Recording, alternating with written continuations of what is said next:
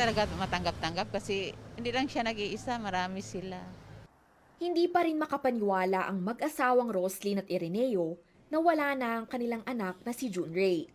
May dalawa pa raw silang kamag-anak na nagpapagaling pa rin sa ospital matapos ang pagsabog sa Mindanao State University. Kwento ni Ireneo, nagtatrabaho pa siya mismo sa emergency room nang isugod doon ang kanyang anak.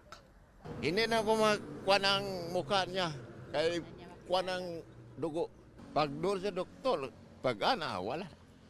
Sir, sorry. Wala. Ikinatatakot daw nila na maulit pa ang ganung insidente. May 3 anak pa raw kasi silang nag-aaral sa MSU. Sana hindi na maulit.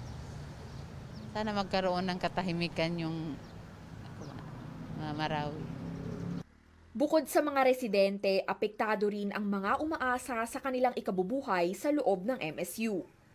Si Johari, isang tricycle driver sa Pamantasan, ilang araw na raw walang kinikita. Wala, ito lang. No, baka sakali lang. Habang si Nasser, Martes na lang ulit nakapagbukas ng tindahan. Wala pa raw sana siyang plano, pero wala na ring makain ang kanyang pamilya. Sabi terorista, sabi ganito, kung ano-ano ang sinasabi nila, suicide bomber. Katakot-takot naman talaga yun eh. Tuesday kami nag-resume as in walang tao. Hanggang ngayon walang tao.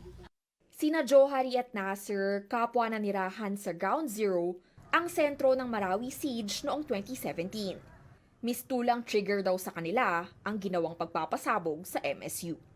Hindi pa rin nawawala yung trauma sa Marawi, sa Ground Zero. Ang iba, trauma, kami, sanay na. Oo, Masanay na lang. Oo, masanay na kami sa Pagtitiyak naman ng Marawi City officials, isolated case ang pambobomba sa MSU. Nakikipagtulungan din daw sila sa pulisya para sa pagresolba ng kaso.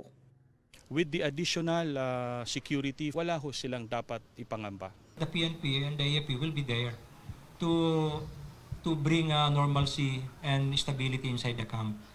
Namahagi rin ang lokal na pamahalaan ng cash assistance sa mga biktima, pati na raw mental health at psychosocial support sa mga apektadong estudyante. Mula Marawi City, Carrie Cator, CNN Philippines.